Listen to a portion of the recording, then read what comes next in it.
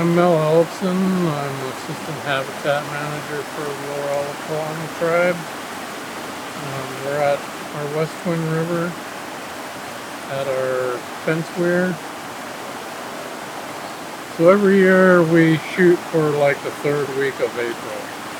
And we like to have them all fishing before the end of April. So we're basically starting fresh May 1st. And we fish them for 90 days and pull the plug after that.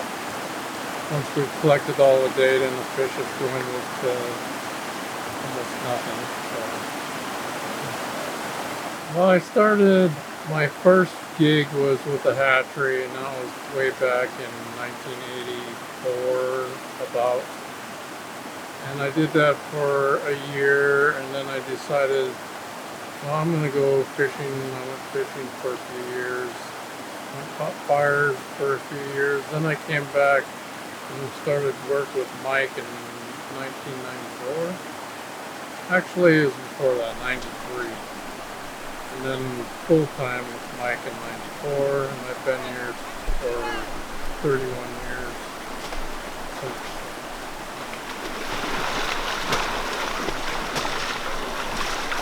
Well, it's been a long journey. It's been fun though, because my boss is pretty cool, and we don't get stuck behind a desk.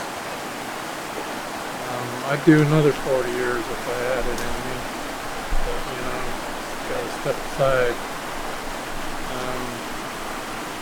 I've had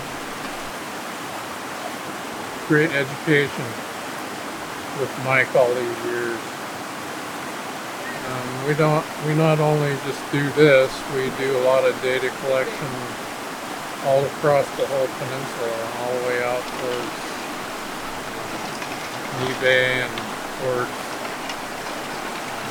Quileute, out by Fort Forks. We're actually going to do some more studies this summer. That was an ongoing study that started way back in 1970. And I kind of encouraged my boss, Mike, that we got to do this one more time, buddy. So we can go back and reflect on what happened over those 30 years in those streams that we haven't seen since then.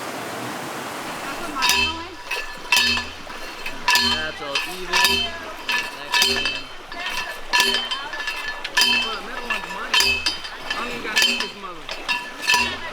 Wait, move the further end a little. Matt, move the further end a little bit up. Where you want to keep money? There we go. Mike wanted to start a trapping program. I happened to be on a trapping crew on the Hoko River back in 1985-86, and we ran 2 fence weirs, one big huge one, and the second one was about this size behind me. And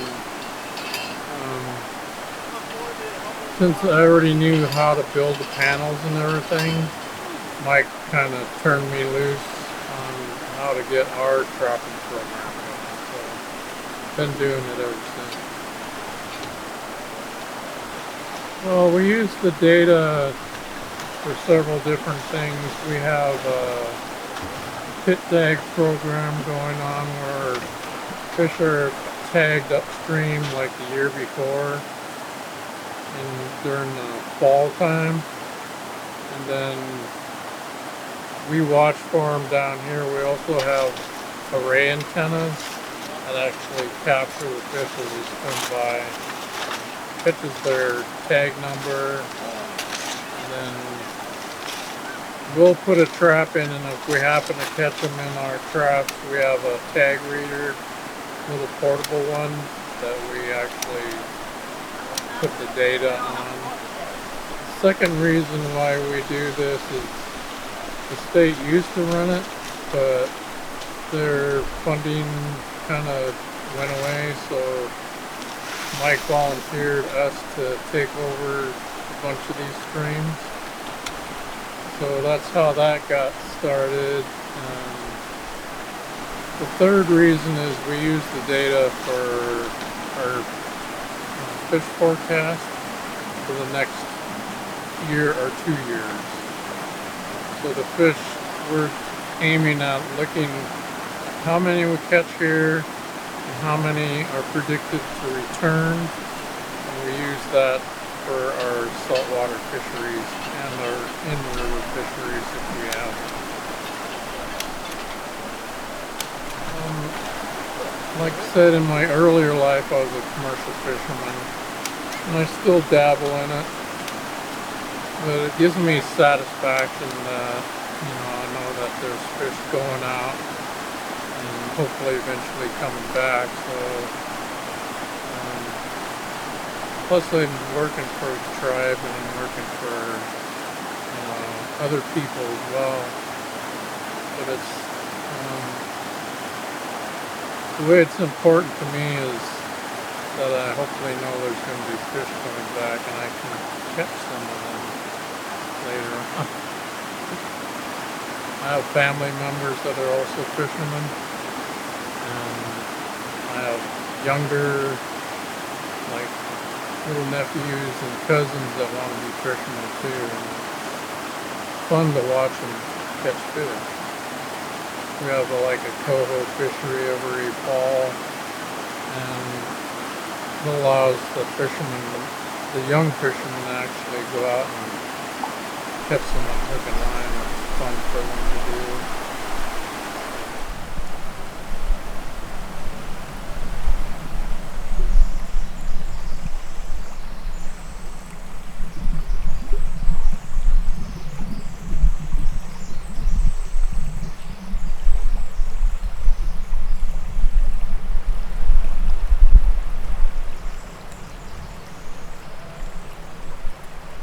Extra.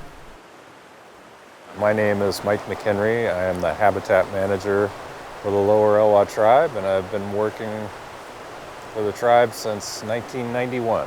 Behind me is a rotary screw trap, and this is of the larger size. It has a 8-foot diameter screw, which is the part that rotates. It's baffled and screened, and basically the river current turns it. And what we're trying to do is measure the number of outgoing juveniles, also known as smolts. And they enter the trap with the current passively, and they're delivered to a trap box that's on the end of the trap.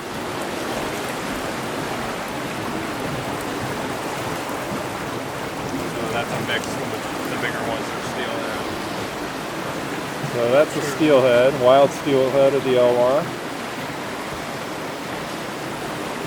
These guys are rearing in the river, well, up to 4 years, possibly longer, before they decide to go out to sea. This is probably your average two-year-old smolt, so 2 years of freshwater residence. And we're using this to track the recovery of Elwha salmon populations following dam removal. And this is our 20th year of trapping on the Elwha, and we have a really powerful data set that includes about 8 years of pre-project conditions, so we know how many natural smolts were going out while the dams were in. We had a period where dam removal was resulting in high sediment levels, so we kind of call that the dam removal period. And indeed what we saw is some of the populations did respond well to dam removal because of the amount of sediment that was being processed into the system. 2 coho. 2 coho. And, the ocean's right there, so he's on his way. And then we saw things stabilize at about 2018, 2019, and now we're in our 6th year of what we're calling the post-project monitoring period. We have positive responses since 2019 for all species on the Elwha. So we're seeing that recovery happening, and it's really exciting to measure it. And so yeah, this is an important tool as part of our Elwha salmon monitoring program. And we have 4 of these on the Elwha. We have two on the main stem and 2 on 2 different tributaries, Little River and Indian Creek.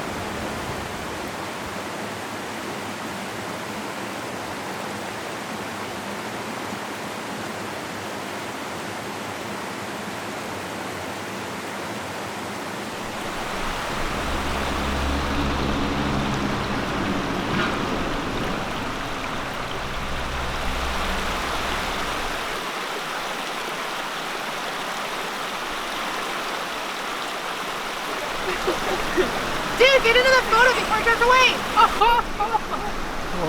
Okay, I'm gonna let him go. Actually, can you take a picture with him? Yeah. You got a toe!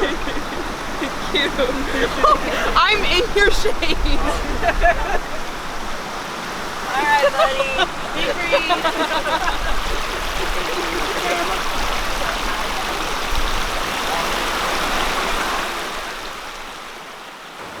Oh, the Elwha was really bleak when the dams were in place. You can imagine the river with salmon limited to the lower 5 miles, no passage above it.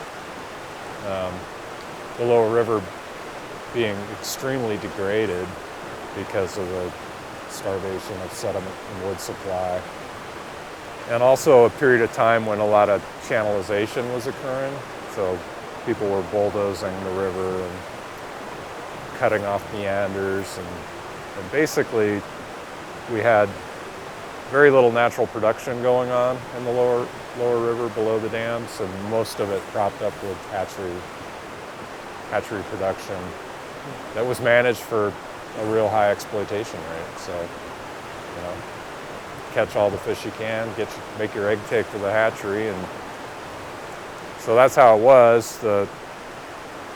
The promise of dam removal was we were not only going to restore access to historic habitat, but we were going to restore the natural processes that form that habitat. So getting the sediment supply back, and yeah, getting to see that transformation and how rapid it occurred. You know, the Elwha's a energetic river, and it was very capable of moving the material and redistributing it to the floodplain, to the near shore where estuaries were recreated, and now all the way down to Edith's Hook. Elwha sediments, that beach has been converted from a steep cobble beach to a sand beach the whole way down.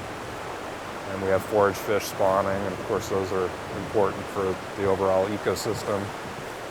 Food for salmon, food for birds, food for everything. Is that a lamprey? Yeah. Ugh. Ugh. Gross. Pacific lamprey. This one's fat with eggs. Oh. See how that's a female? And she just crammed full of eggs. Oh wow. From here all the way to here is all eggs.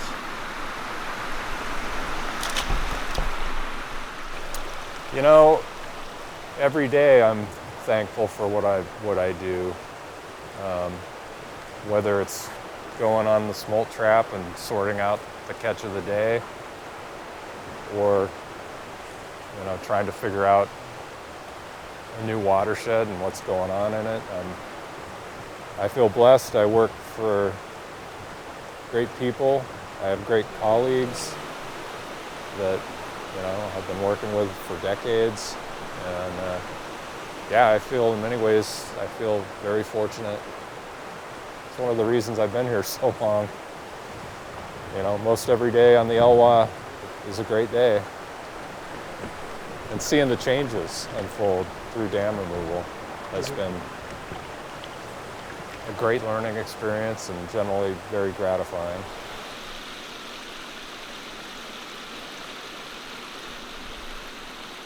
I think that's what's been captivating about the Elwha for people is it's hopeful. We have a watershed that's mostly intact, with the bulk of it in Olympic National Park, and hopefully protected forever. We have dam removal. We had a period where the river adjusted to that dam removal, particularly the amount of sediment that was liberated. Channel being unstable for about 5 years, and then what we're seeing is positive signals for every species of Pacific salmon in the Elwha. So yeah, the Elwha definitely gives me hope. And as far as salmon in general, you know, they're going to survive. They've been doing their thing for 20 plus million years, and they will find a way. Their distributions may shift farther north, and we're seeing that already with salmon entering the Arctic Ocean. But if we give them half a chance, they'll survive. So I'm always an optimist when it comes to salmon, because I've seen what they can do, and humans just need to get out of the way and let them complete their life histories.